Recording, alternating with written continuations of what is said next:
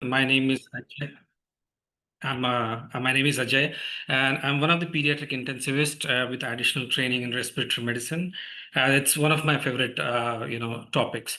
So let's talk about recurrent respiratory infection today. It's not a core respiratory topic like pneumonias or respiratory failure per se, but you'll be surprised when we leave our training. This is one of the most encountered situation when we do outpatients or even in ICU, the recurrent respiratory tract infections. So the problem is that this is not a stepwise approach. We have to have a very global approach while dealing with the patients with RRI.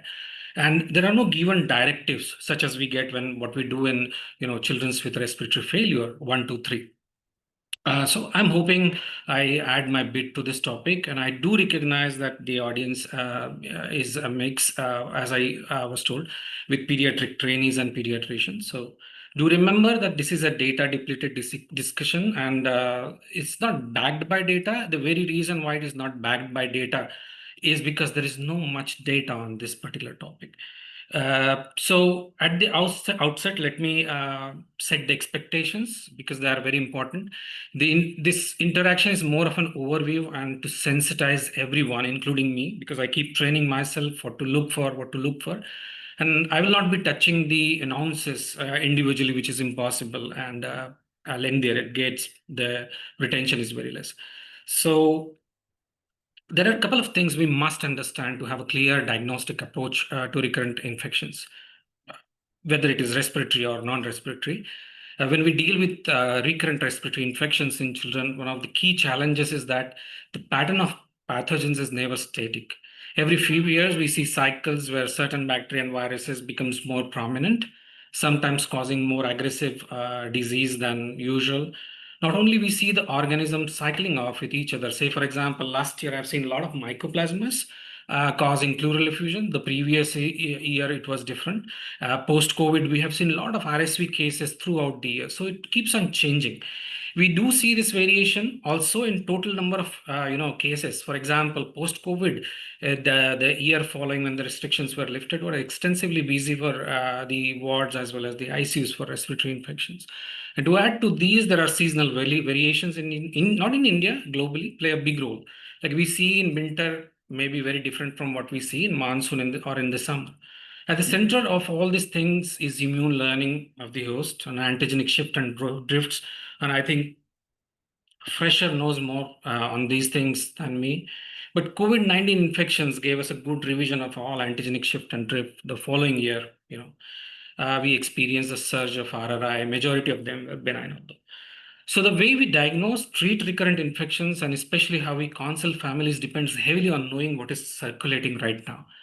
If you don't keep a track of these dynamics, we risk over investigating sometimes, we risk over treating sometimes, and even missing the hidden cases by generalizing them with other cases. I'll give you an example. Every time when there is a dengue case is surging, we miss there are cases with leukemias which are misdiagnosed as dengue just because they have thrombocytopenia. This is happening every year. Every year I see 4 to 5 cases of thrombocytopenia being diagnosed as dengue.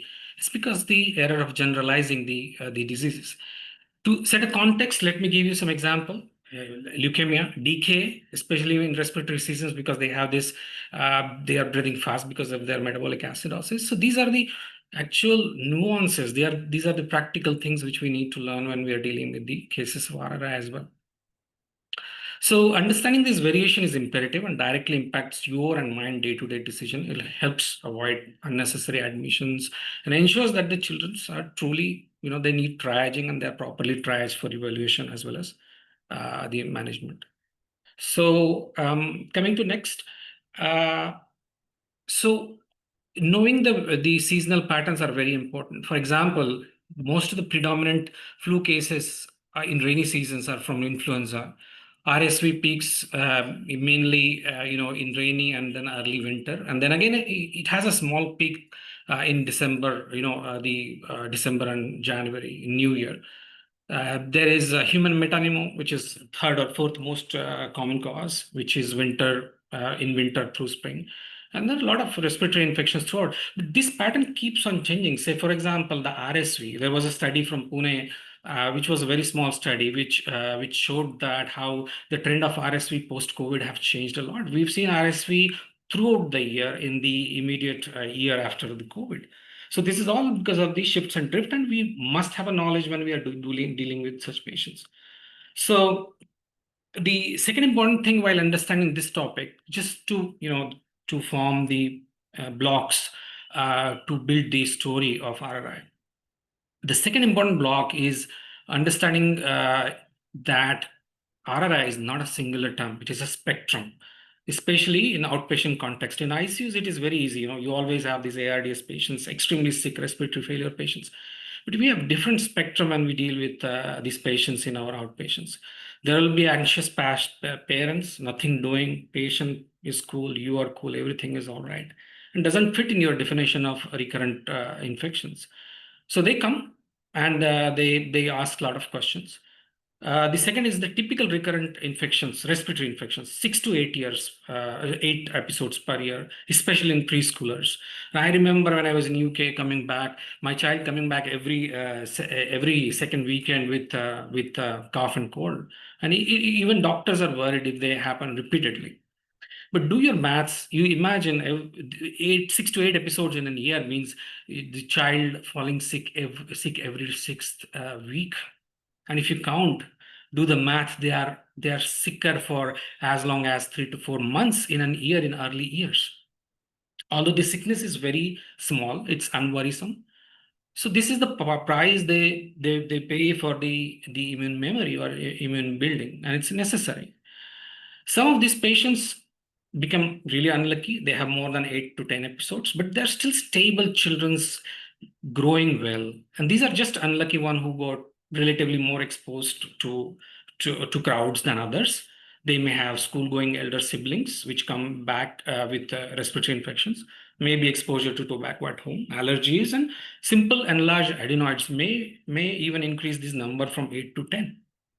Then there are those with definitive anatomical issues such as otitis or tonsillitis or pharyngitis.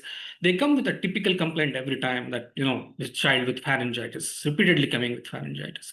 They may have anatomical issues such as cleft palate or other such as tracheoesophageal fistula, but they have a straightforward understanding. What interests me is the spectrum with red flag signs. The children also have the similar 6 to 8 new episodes every year. But in contrast, they require multiple hospitalizations. They need IV antibiotics. And when I say IV antibiotics, logical IV antibiotics, not just you can start IVs to everybody as such. Or they may have complicated by unusual organism. Say, for example, those who doesn't fit in the seasonal variations. They will often have lower respiratory symptoms such as bronchitis or bronchiolitis, as contrast to the upper respiratory tract in the children's which I described above. They may have lower consolidations, which signifies a potential underlying problem. And these are the focus of this presentation. The children with lower respiratory tract infection with red flag signs, the true recurrent respiratory tract infection patients. And that is why knowing the spectrum is extremely important, because you have to sort out from the crowd which you need to pay attention to and which you just need to ignore. And on the apex of all these, there are so many comorbid conditions to confuse us even more, such as immunodeficiencies, primaries, or even secondaries, including malnutrition. It's kind of a secondary immunodeficiency. Chronic diseases such as asthma and cystic fibrosis, reflux, and even foreign body aspirations. So it's important to know the spectrum.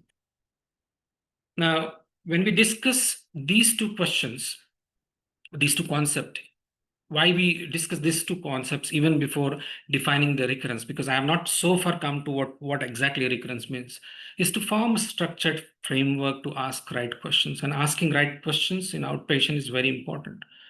Is this a normal frequency of this child? Last year, I've seen this child came with 2 infections. This year he has come with more infections now. Is this an upper airway issue or a lower airway issue?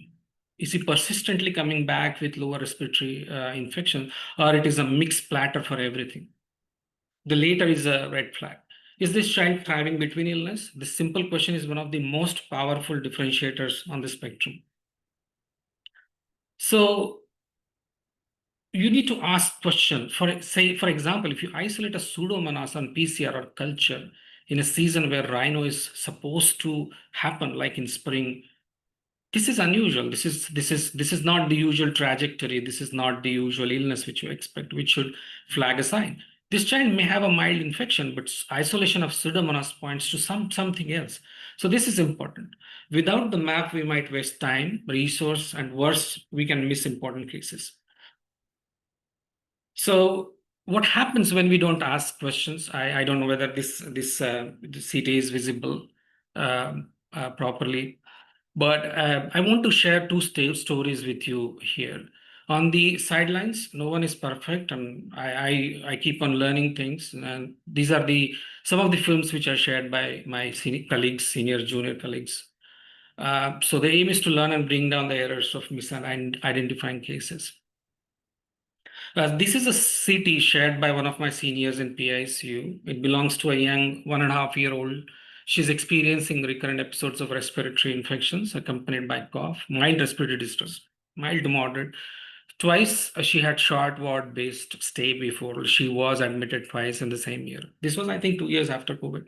It's old from 2023. Her past is super clean.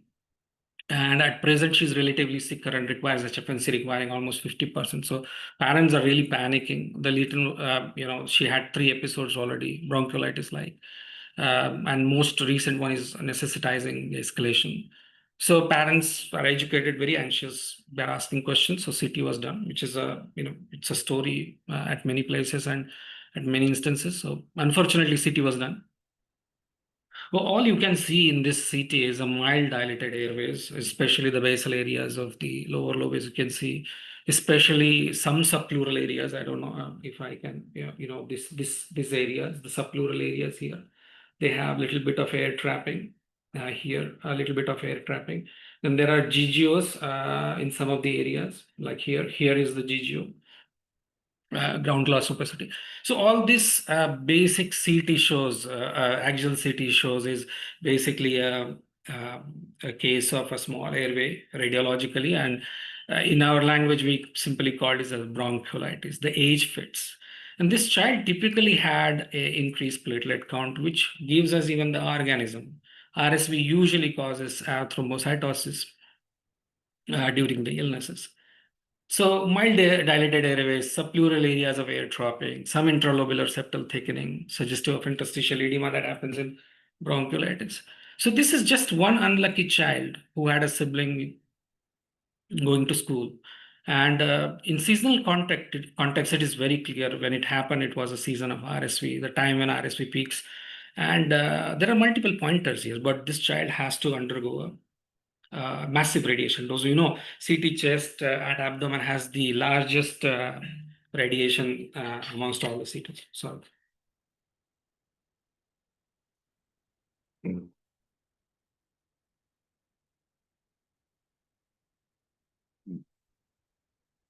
right, so let me share a second story here. On your screen is a sleep study. I don't know, many of you may be PGs, may not be aware.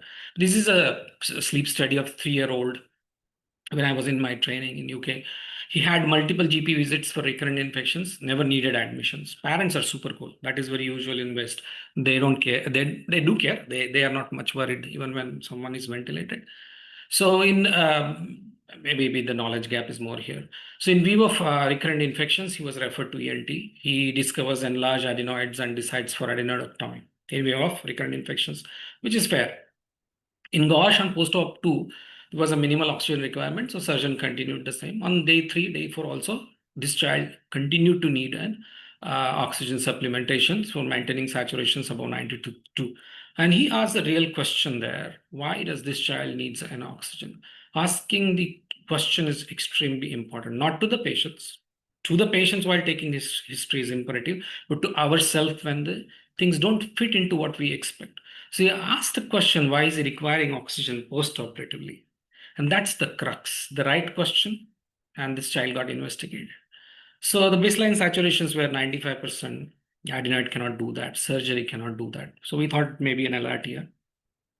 So they involved basically a respiratory department because for even small things, sometimes the referrals come up when children are, have surgical background. So we did a chest X-ray, which was absolutely normal.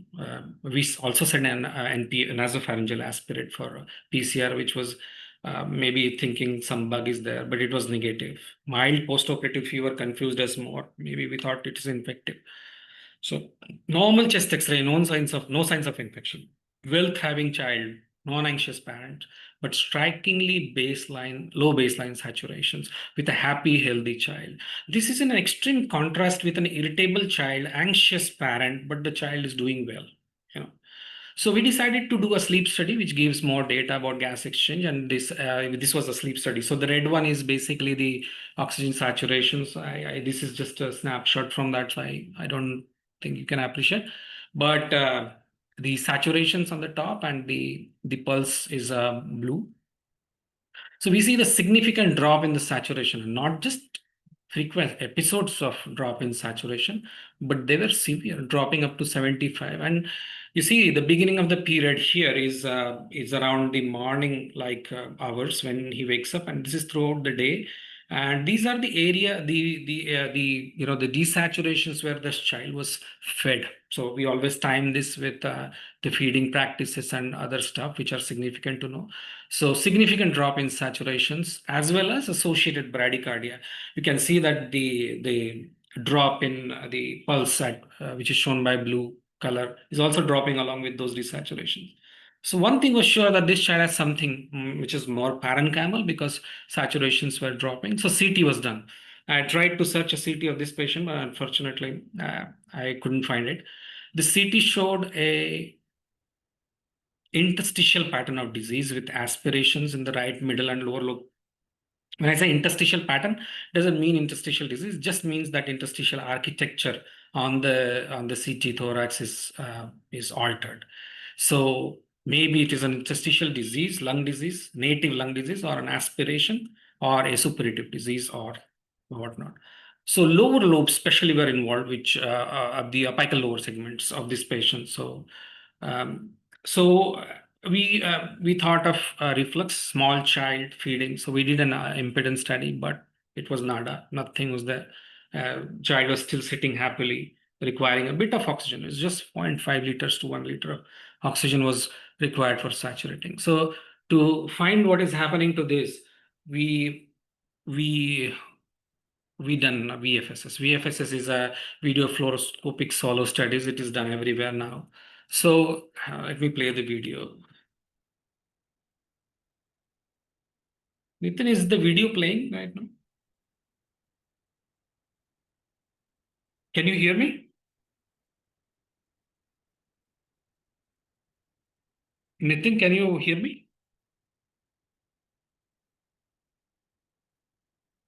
Yes, sir, I can. Yeah. I was just, yeah. Is this video playing right now? Your screen is visible, sir. The moving also. Can you please replay? Uh, Yes, sir. It is moving, sir. I don't think so. Anyways, so yeah, so this is a VFSS, a video fluoroscopic solo study, and it shows the aspirations and penetration scale called as PAS. It's simple. Penetration is basically the food bolus, which is radio charged, is visible to go enter into the airway, and when it passes through the cords, then it is called as aspiration. So penetration can happen and may be cleared also. So based on that, there are like 8 stages of pass scale. This child has a pass scale of 3 or 4, just touching the airway, but not significantly aspirating. But definitely something was happening here, and this child never had a reflux. I mean, no complaints of reflux, no history of reflux, and um, even the impedance was negative.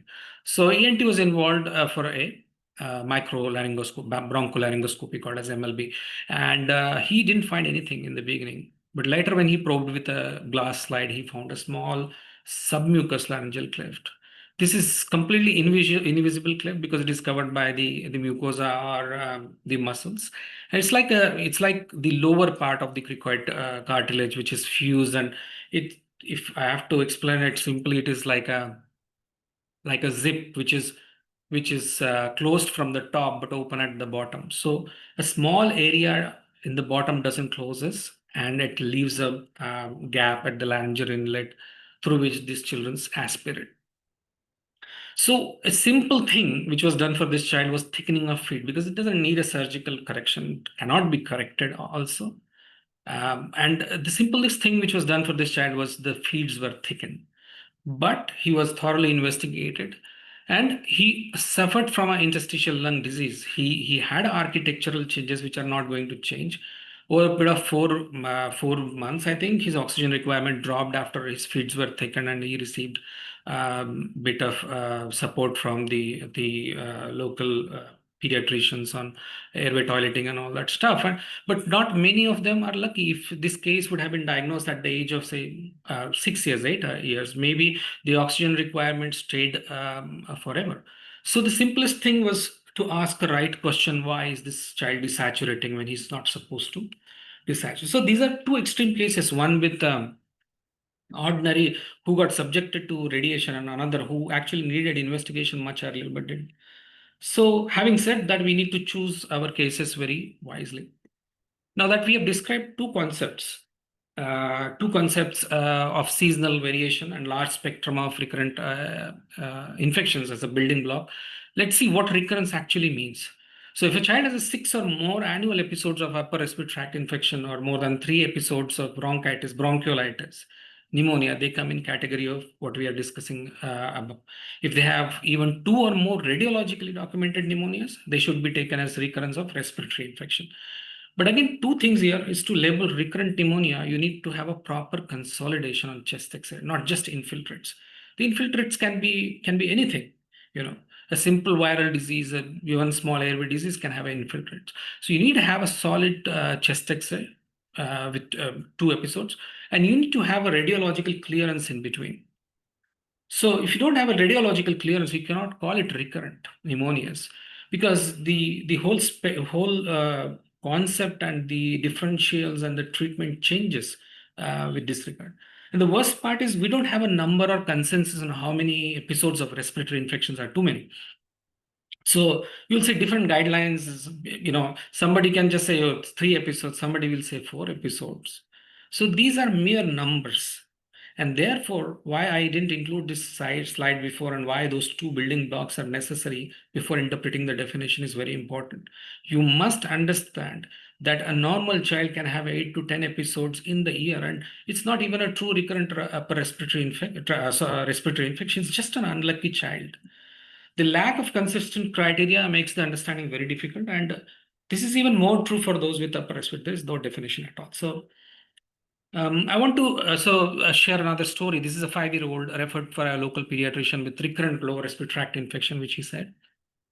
He was treated with multiple antibiotics at multiple times by him on OPD basis, not sick child, labeled as a recurrent pneumonia, and he was sent for an opinion. So this child came to me one day. I don't do OPs, but I was in ICU, and I spent 1 hour with this child, and the dad said that he has a lot of X-rays, and he went back home. Next day he came. We just arranged this X-ray. This is actually a WhatsApp image which I have made a collage and sent back to the consultant. You see, there is a persistent shadow. August, November, even February 25. Persistent shadow at the same place. This cannot be a recurrent pneumonia. This was a persistent lobar consolidation at a middle lobe. So this child was later subjected to a bronchoscopy. He had a narrowing of the middle lobe bronchus, and he was diagnosed as a middle lobe syndrome. He had a small granulation tissue there. Everything was cleaned up. I don't know. I didn't have a follow-up of this child. But the emphasis is, the importance is defining the recurrence. So you just need to sit down rather than just, triggering a knee-jerk reflex in such cases. So even if I'm not able to proceed further, I don't know. But if someone just understand how you should be careful while labeling this patient is important. So we know what recurrence, we know recurrence has a spectrum, we know dynamics of variations, and we know seasonal patterns. Let's put this together to evaluate our patients. so that we don't end up like those two patients. So children who come with RRI related to immune learning will have less than 6, sometimes 8 also episodes. But it's not definitive. They may have more, episodes. They may be they will have more infections in the season. So somebody comes into you in summer with a repeated respiratory tract infection, it should set an alarm. With contrast with the same child which comes with recurrent episodes in rainy season or winter should not raise an alarm to you. So if he or she has a satisfactory general condition, there is no failure to thrive. There are no other symptoms such as wheezing, there is no reflux diarrhea, alternating diarrhea, constipation. Then you should not worry. So while separating these patients, we can actually use red flags given by the Jeffrey Model Foundation. I think most of the PGs must be aware about the 10 warning signs of primary immunodeficiencies, the Jeffrey Model Foundation. So this applies for the respiratory infections as well. Remember, SPR, the severe infection, persistent infection, unusual organism, and recurrent infections. So if you have a cluster of all these things, we definitely are dealing with something more grave. And when I say unusual, I just wanted to share a story with you. We had a patient who came with severe infection, like mild to moderate distress, and was just on HFNC. But it was taking longer time. And when we probed the history, he had another admission in last year in another hospital. So, so this child had definitely something going on. He was not very, very underweight, but he had uh, poor weight gain in the recent year. So, so this child was isolated when we sent a PCR. We isolated Pseudomonas. This is actually a story which I mentioned in my previous slide. When you isolate Pseudomonas, it is really important. And we aggressively taken the history and found out that we did gas. It was showing a multi-level, metabolic alkalosis, hypochloremia. When we asked history, probed history about the stools, there were history of greasy stool, but it was not very classical. So we had a suspicion of cystic fibrosis in this case, later confirmed at another place. And there was an history of consanguinity also in this child. So remember this poor severe infection, persistent, unusual, and recurrence. Sorry. The other things to see on the physical examinations are digital clubbing, signs of weight loss, tonsils, adenoids, unusually unusual severe chest deformities, monophonic wheeze as against polyphonic wheeze of asthma, stridor, symmetric wheeze. All these are red flags, and I think you know more than better than me the PGs. So let's move on to the spectrum of disease and what are the common, common pathologies which we encounter. So this is a slide from a ICMR database, but you see in India, this number of normal may be more than 80-85%. What we see. I have not seen 50% of my cases with recurrent respiratory tract having a pathologist. It's a more number, predominantly is normal. And the least number is child with immunodeficiency. So let's start with that spectrum. So when to explore immunodeficiencies in children? They are rare, very rare causes of recurrent infection, honestly. But the problem is they are missed. That's the big problem. They are rare, and that is why probably they are missed more often. So we had another patient, another story to share. He was, I think, 3-year-old, had 2 episodes previously, admitted in a very big ICU previously, was ventilated once. A second time he had a just hospitalization in ward, and this was a 3rd episode. He came in the season of viral fevers and infection. He was not very sick, although the chest X-ray, everything just showed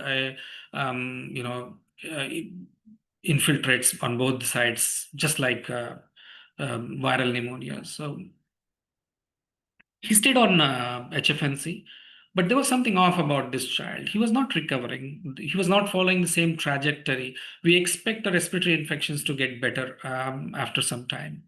We don't expect this to carry on.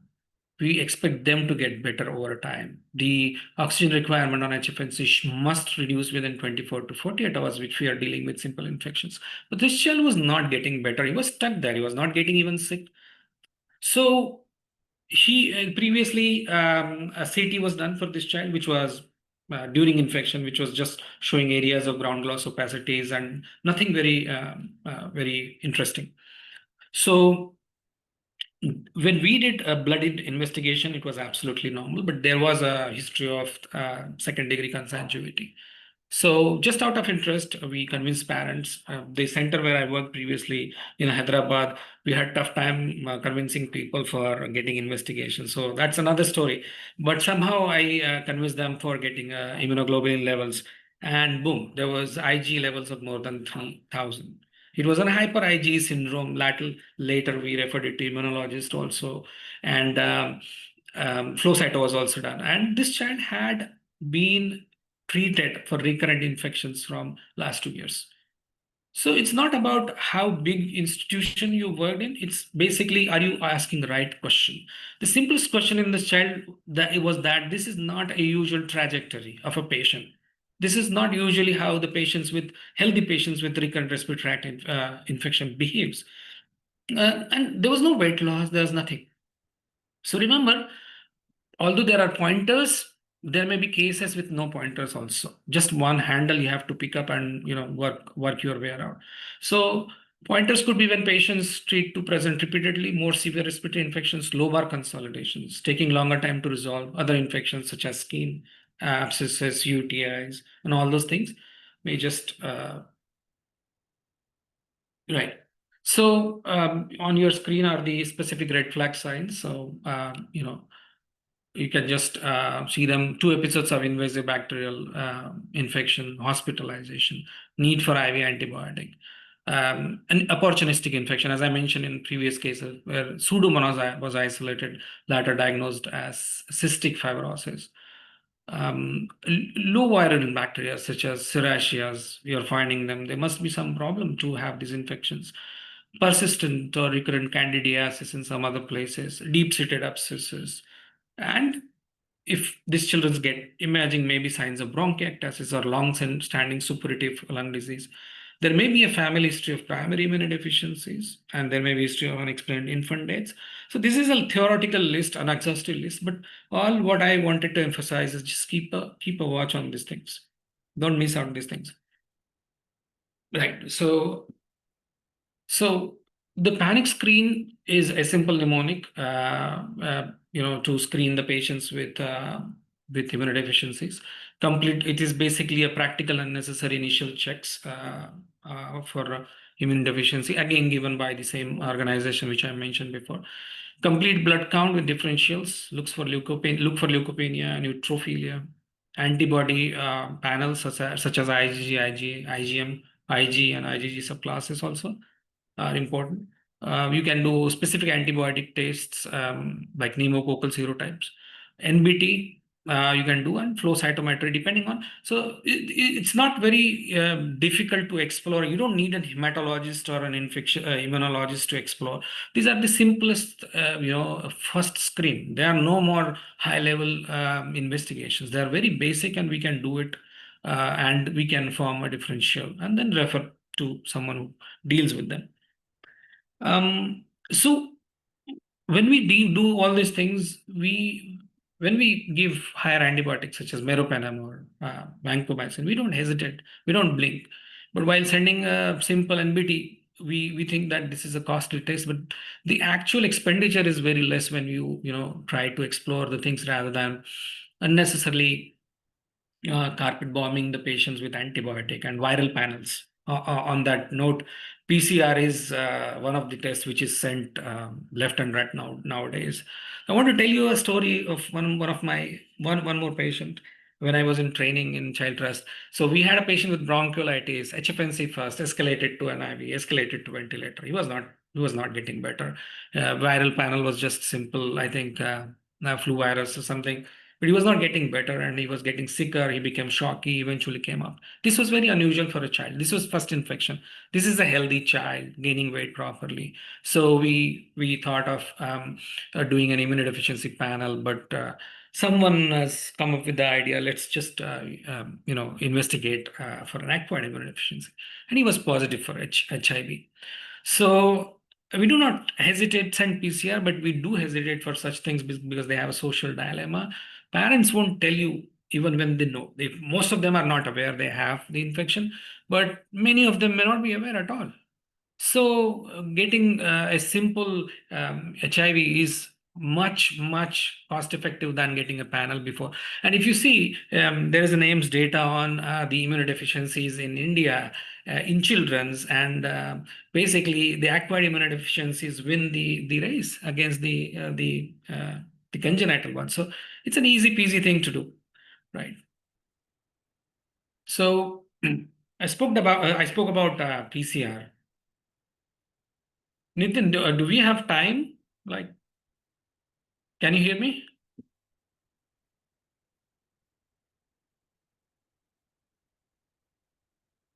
Can you hear me?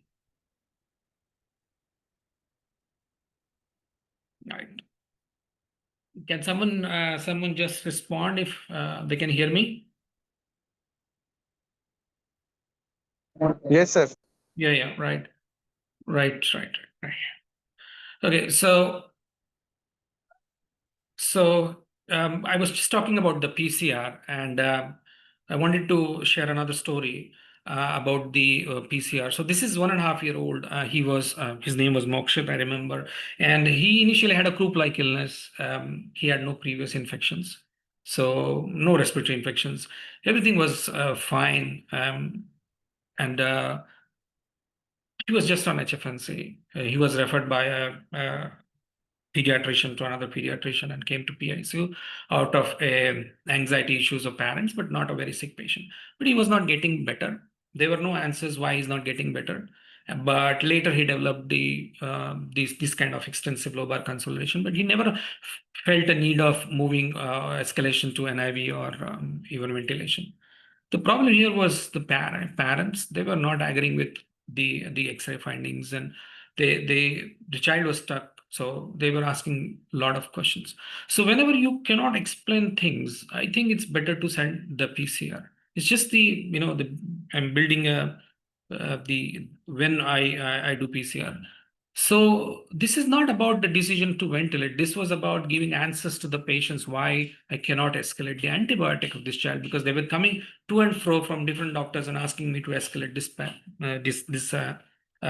the antibiotics. In my last year, I have treated 760 patients. 90% of them were just on augmentin. I have used meropenem in 3 patients out of all these patients. Decision was basically the problem was explaining parents, not treating the patient. So we sent a panel and adeno was positive, and we explained that we don't need anything, and adeno is supposed to cause lobar shadows in patients. So what we gained from sending this panel was not a big change of decision, but we could stop antibiotics despite of high inflammatory marker. It boosted our confidence that during daily counseling, that even when the child was relatively more sicker than usual cases, he was okay because there was no bacterial infection, and we were able to convince, because this child also had a bias cytopenia, which this virus can cause. So with the pressure of antibiotics is too much, so we can get answers, and we can use panel in patients who are ventilated or sicker to get answers where we don't get the usual answer. So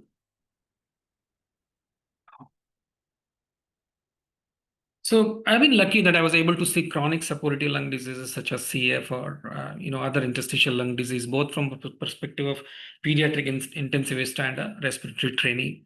So here's another story. Recurrent respiratory tract, no red flags as per parents. She was looking thin as an outpatient, but not grossly FTT. This time she is but sick. She's ventilated for severe respiratory infection. Let's call it pneumonia. And since chest X-ray suggests a more diffuse infiltrate, so it was taken as a bacterial pneumonia this time. We sent a PCR and Pseudomonas was isolated. This was again repeatedly. I wanted to show the image of this patient. So she had metabolic alkalosis and she got better eventually. And on follow-up, she got this CT, which you see the basal area of lower lobe.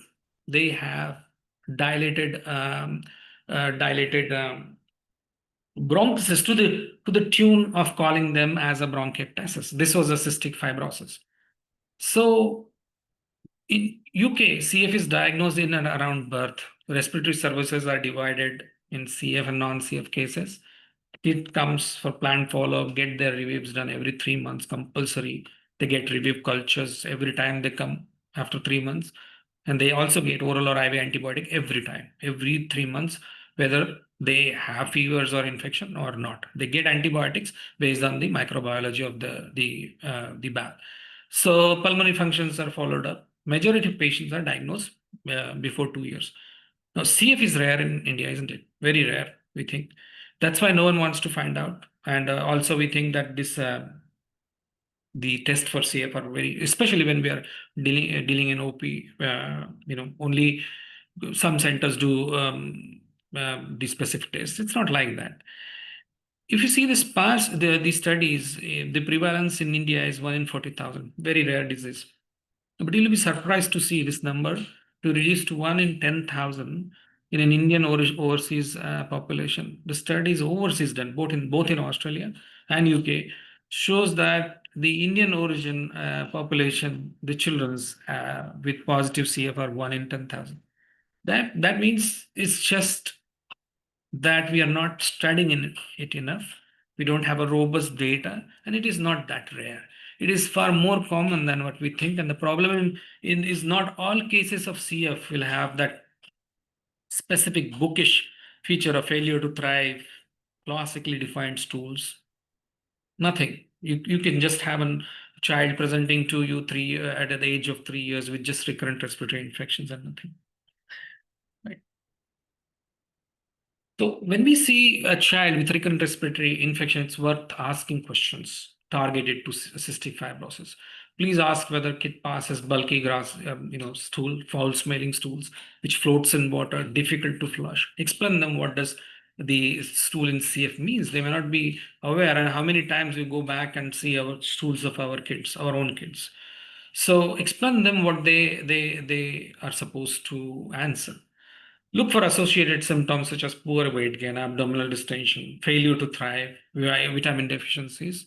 And clue can come from nowhere. You just need to keep looking for it. You just need to be aware, just like Kawasaki disease. Now there is more and more awareness, even at the context of 5 days of fever. Same thing. We need to be more aware, and we need to try to find more numbers of cystic fibrosis. What changed the story in my last patient was just Pseudomonas isolated, which is not a usual organism. She didn't had a very typical feature. Later, she had, when we asked history in retrospect, there was a lot of corroborating things, but in the beginning, there was nothing.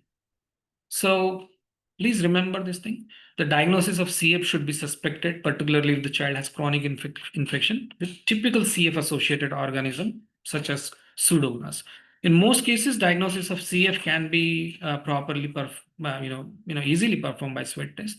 And you don't need any advanced test for this. You can actually clinically diagnose cystic fibrosis if you have metabolic alkalosis, these stools which are greasy and fatty stools, child having recurrent infections, sweat chloride more than to the tune of 90s can tell you that this child can be a potential candidate for the cystic fibrosis. So remember that in proportion of cases, either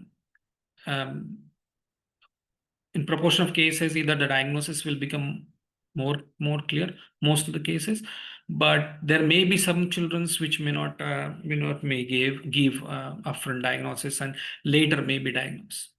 Right. So let's touch upon other suppurative diseases. When you see a child with recurrent respiratory infections, the other possibilities can be PCD, which should be suspected if there is a combination of upper and lower airway symptoms, particularly with the onset of neonatal period. Although mirror image arrangement, heterotaxy, all these things, and it can be simply diagnosed, in more than 50% of cases of PCDs, there will be some kind of mirror image arrangement. So you can simply do a core ultrasound in such cases if you have a suspicion. Simple screening tests such as nasal NO will be useful to exclude. But PCD is a very, very advanced topic. I'm not an expert on PCD. I have seen my consultant during respiratory training struggling with investigations of PCD. It's not very explored area, especially in our country. The other things which you can see is the idiopathic bronchiectasis is secondary to inflammatory lung diseases, tracheomalacia, neuromuscular diseases. They have a lot of aspirations, and chronic suppurative diseases come repeatedly and need a lot of help than the other kids. So yeah, so be very careful when you are labeling recurrent infections in children with asthma. So when you see a patient with recurrent respiratory infections, the approach in terms of asthma, in context of asthma, when I approach a respiratory cases, the habit is to ask, is this a predominant airway pathology or a parenchymal or a mixed? Say, for example, bronchiolitis is typically a small airway disease. The pneumonia is predominantly a parenchymal disease, and ARDS is a mix of everything. Now, many children referred as a recurrent cough or RRI actually may have an undiagnosed asthma.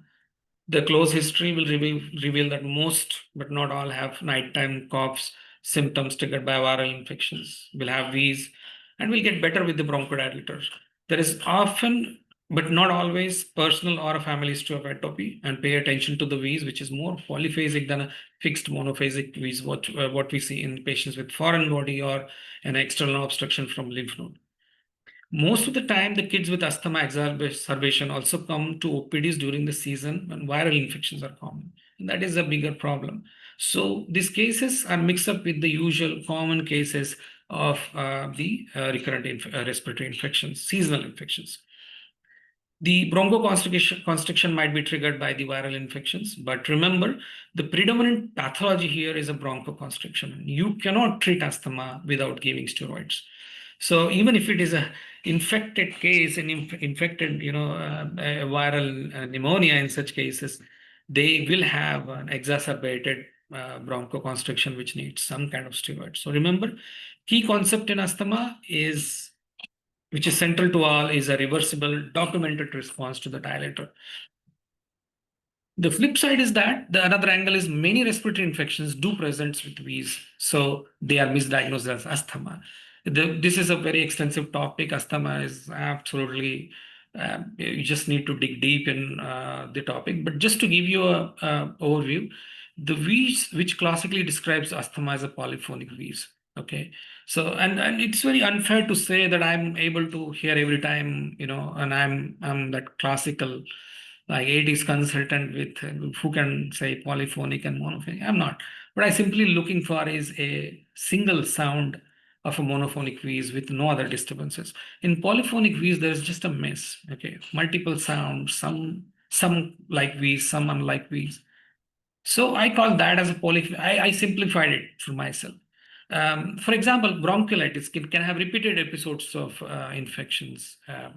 You know, they can have present with wheeze, varying wheeze, just like asthma wheeze, varying sounds at multiple stages, and can be diagnosed as asthma, can be put on bronchodilators, and the cycle goes on, and then they get that stigma of asthma. So remember again, reversible but documented reversibility of the airway bronchoconstriction. Parents sometimes can just say that he's getting better whenever he gets nebulization. This can just be a placebo. So while dealing with such patient, my strategy is simple. I honestly tell my parents that I don't know the diagnosis right now of the wheeze, but I need some time. I don't want to label him as an asthma or any other thing. And And these cases are not sick cases. We can buy time. We can spend 2 to 3 months more to actually see how they are doing. Okay. So I think it's just being honest rather than just jumping to the conclusion. Now, when younger children who seem to have asthma, airway disease, who have poor control with dilators or worsened dilators, think about ABPA. And you'll be surprised that ABPA is much more commoner than cystic fibrosis. Much more commoner. Um, Almost 20% of the cases with difficult to treat asthma, out of which many are labeled that they are not taking therapy proper, may have ABPA. And all you need to do is to suspect and ask right question, whether the wheeze is worsening, whether this asthma control is worsening, whether he's having purulent cough, whether the nighttime cough has now converted into daytime cough also. So all you need to suspect is everything falls in place. Just get an IgE levels. Don't rely on eosinophilia. It's not very specific, but yes, elevated IgE levels, especially if the IgE levels are less than 1,000, you can actually, they have a very good negative predictive value. You can rule out ABPM.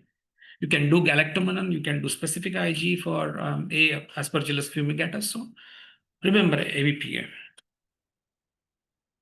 Right. So should we rule out tuberculosis in recurrent respiratory infections? I think now, as a general rule, the symptoms in child with tuberculosis are persistent. National algorithm says unrepeated cough for 2 weeks. But as a younger generation of pediatrics, we are so much habituated to this 2 weeks of symptom now. Almost every virus, bacteria, mycoplasma always give 2 to 3 weeks of cough nowadays. So I think it's very difficult, but there are key pointers you know better than me. There are weight loss and other stuff, history of contact. But I think most important in terms of pulmonary is they have a vaccine and waning illness. They don't get better in between, unlike the children with recurrent respiratory tract infection. They'll always have this loss of appetite kind of stuff. May not be very fulminant, but on a very soft scale. And they have this vaccine and waning kind of illnesses. But it's a very gray area whether you should investigate. But I think more follow and then when you need to, you can. I will just skip the reflex. Right. So, in context of evaluating recurrent respiratory infections, both bronchoscopy and CT thorax plays essential role. They often complement each other. But the problem is not all of us has the facility as well as willingness, both from our side, our parents' side, especially to get the tests done, especially when they are needed. When patients are not sick, they don't agree to for further investigation, even when we have these red flag signs in children. So sometimes we have to choose one. So just for context, I would like to give a story. The screen shows a chest X-ray and a 3D reconstruction of one of the patients which I have encountered when again in my training days, which is this is very old, I think 2012 or something like that.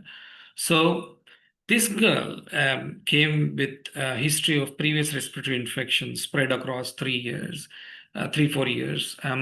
She came now with a history of foreign body that she was eating. She was eating something and she just started coughing and um, she was really having severe respiratory distress, saturations, everything was in tune of 85, 90. She came in ICU stabilized and a bronchoscopy was done on this child suspecting a foreign body. So this child, the one who did bronchoscopy was not able to negotiate the probe beyond the first degree bronchus. I mean, he was not able to negotiate RMB properly. So he said there is some kind of obstruction, but I'm not able to negotiate the probe further. So this child was immediately taken for a CT thorax with contrast and 3D reconstruction. And to the surprise, there was no lung. So this was a child with an aplasia of the right lung. And later, when CTP was done, um, there was no pulmonary so it was an aplastic blood vessel as well as the aplasia of the right near total. You can just see one island of some island of the lung tissue in the right hemithorax. So this is one case versus another case which I encountered just last year. Near my hospital, there is another pediatric hospital where a child was admitted for an acute exacerbation of asthma because the entire family has an asthma. This child was first episode. He never had wheeze before. Parents saying that this is first time, but everybody in the family has an asthma. Treated with bronchodilator. A registrar calls me and she said she's stable now. The distress was increased, so they referred shifted here, and I actually gave back-to-back nebulization, and she's stable and saturating well. And I just asked for an X-ray. Generally, we don't do X-rays in patients with the VEs, but I asked for an X-ray because it was very unusual, very small child. And when I saw the video and the distress, it was very unusual for an asthmatic child with that kind of presentation. So the X-ray was showing a very small right upper lobe column, very small, very tiny. It was just probably I was imagining it rather than it was very clear on the film.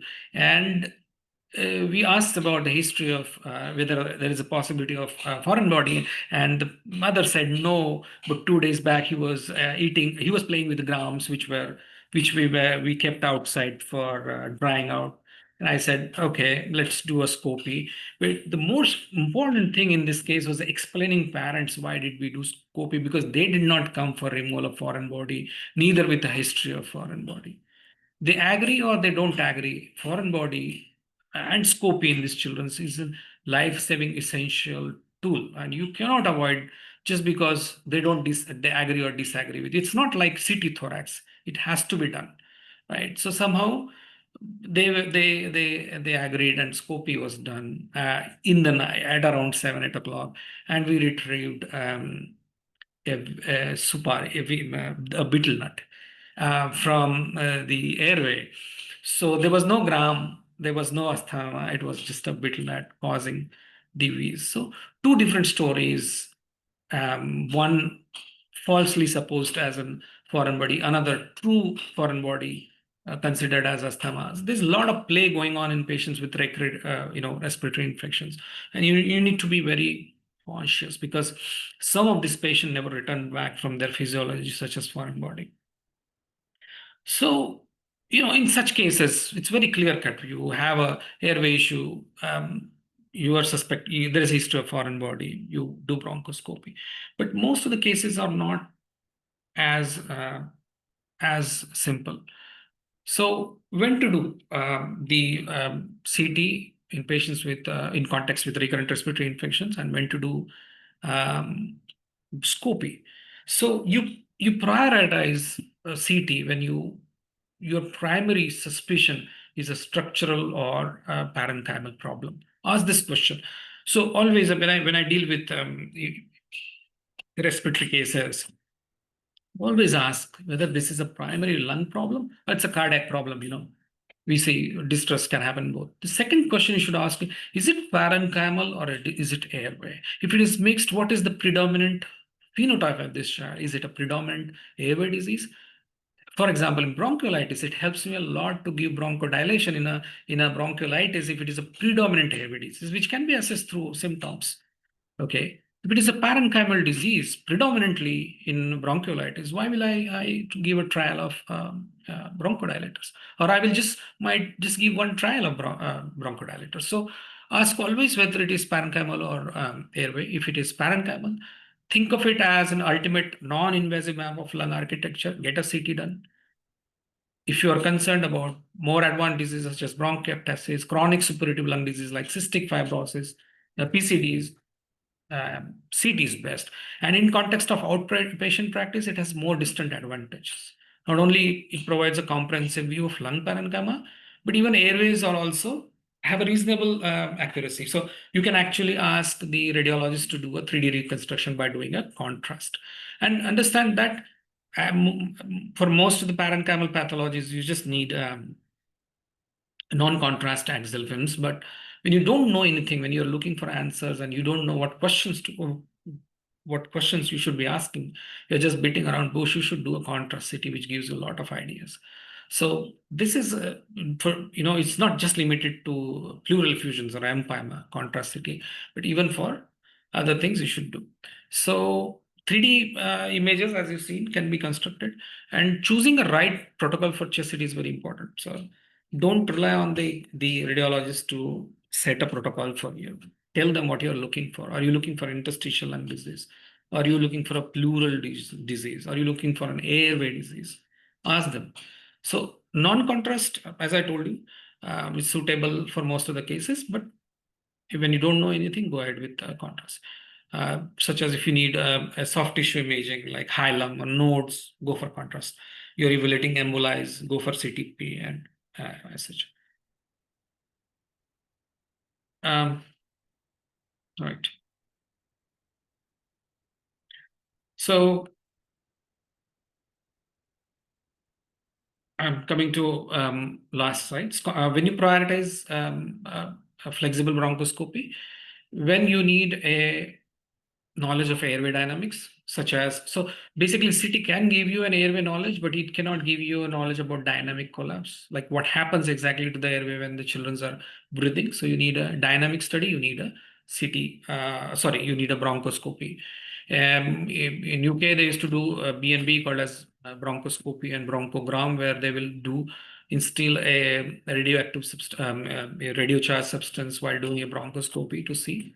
But here BNB is not often done. I have not seen it here. So it's an invasive procedure. Remember that. Second thing is when you need an anatomy of an endobronchial lesions or fistulas or tracheoesophageal fistula structures, then you should use bronchoscopy, mostly for the airway narrowing. When you know microbiological knowledge, you need a BAL from patients with immunosuppression or suspected patients with CF when you want to isolate a particular organism. I think BAL is best. The rule is when you have a patient with suspected or proven immunosuppression, immunocompromised patient, and has a lower consolidation, don't think anything, just get bronchoscopy done, get a BAL done for such patients. For cellular analysis, even for patients with aspiration, you can do BAL for proving lipid-laden macrophages for aspirations, or eosinophils in asthma, or pneumocystis patient in immunocompromised patients. So bronchoscopy answers what and why of the pathology. All right, I think I'm done with that.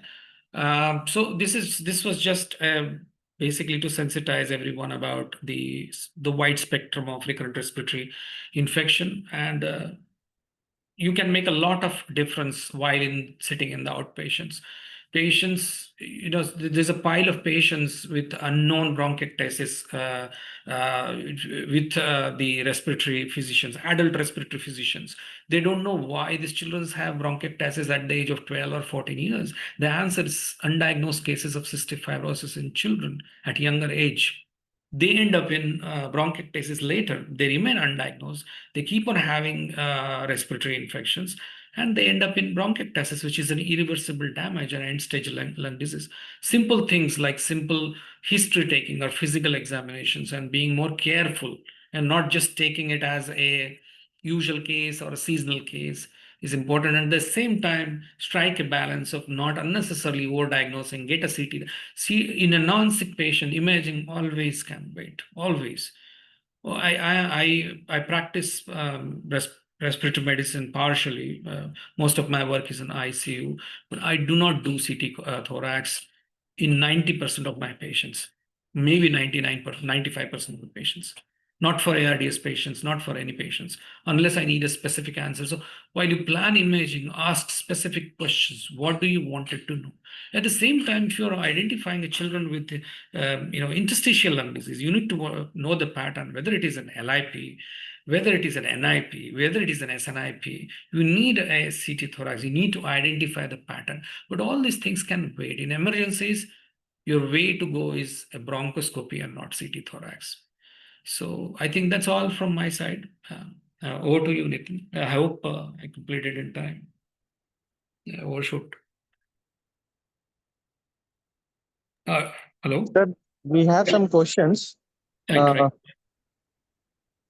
First is there any role of CRP or Procal or any other blood parameters which can help us in identify recurrent respiratory infection or about the status of evolving disease? Right. So I'll be brutal about CRP. Okay. I don't like it. I don't do it. I do it in very sick patients, mechanically ventilated patient. Um, just do one thing. Whoever asks you a question for next 1 year, put CRP against the name of patient, value of CRP against the patient. See and label whether he was a sick or non-sick patient, and try to identify a pattern in that. Sick patients might have a lower CRP at many occasions, and non-sick patients may have a very high CRP. I don't think it is important. I think it is important. And why do I do it in a very sick patient is to see the trend of CRP over a period of time.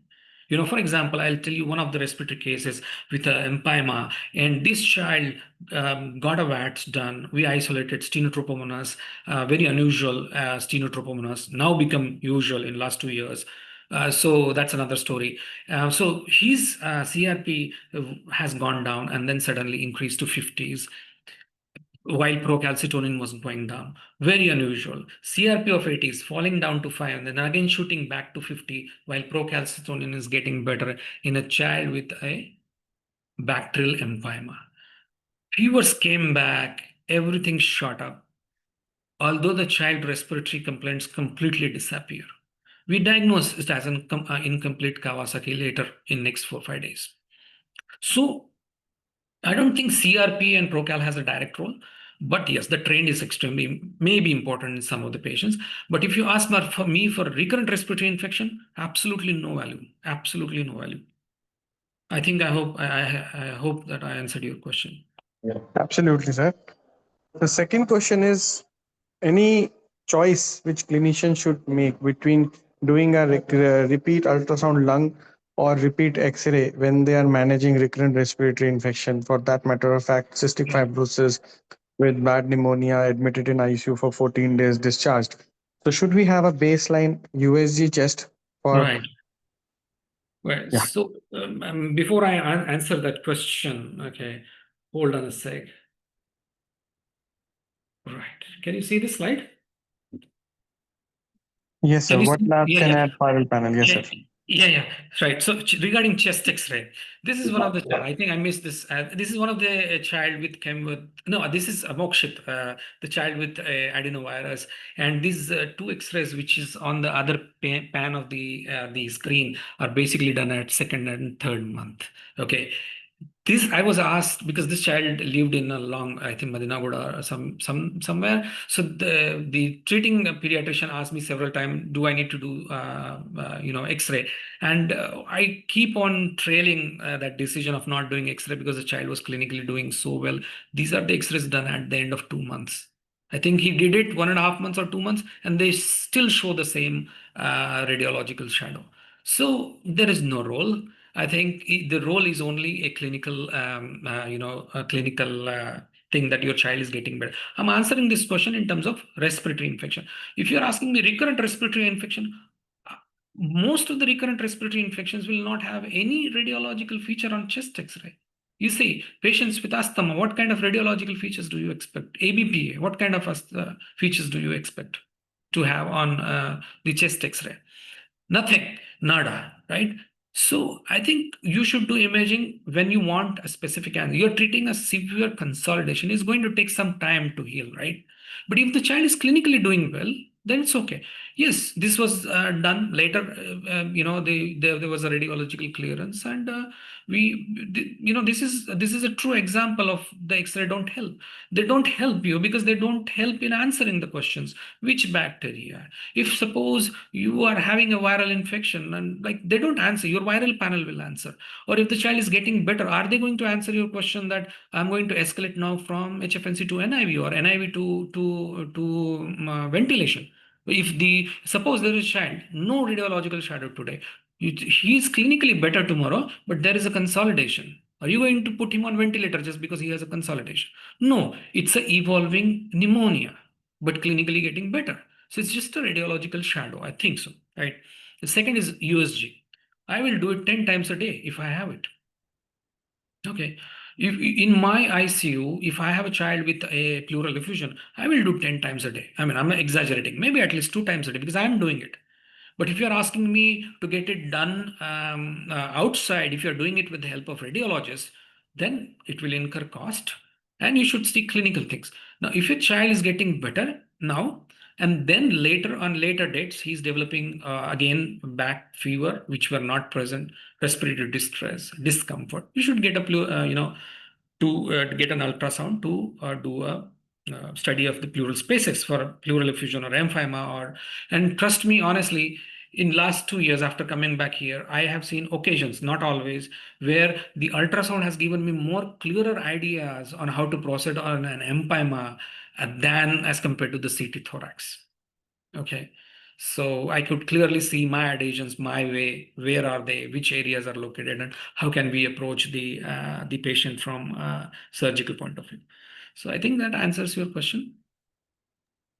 Another question is the frequent visas are not willing for meter dose inhalers. How to counsel about prognosis later? The frequent user, that is very unusual. Most of the patient actually ask and very politely take inhalers. If they are not taking inhalers, I think that's a smart move. I think the step one, no offense, is to make sure ourselves that do these children really need bronchodilators and what evidence you have against that child that yes, he responds to bronchodilators.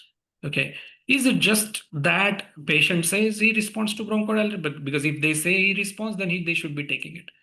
But I think more than appropriately used, they are misused. And if they are not allowing for bronchodilators when they really have asthma or asthma-like illness, then I don't know how to counsel them. They will come back to you if the symptom persists or worsen. But I think They will go to someone else. no. Honestly, the bigger problem is basically taking them away from the bronchodilators than giving them, Absolutely. because there will be 10 people sitting at your outside outskirts, which will be prescribing bronchodilators, and they will believe more than anything. You. Yes, Yeah. yes, yes, I know. Second question by Dr. Gaurav is any criteria you follow, sir, when to aspirate and when to push chest tube in pleural effusions? I think BTS has already established those guidelines. What is a push? I didn't understand that. Aspirate or when do you put chest tube in pleural effusion?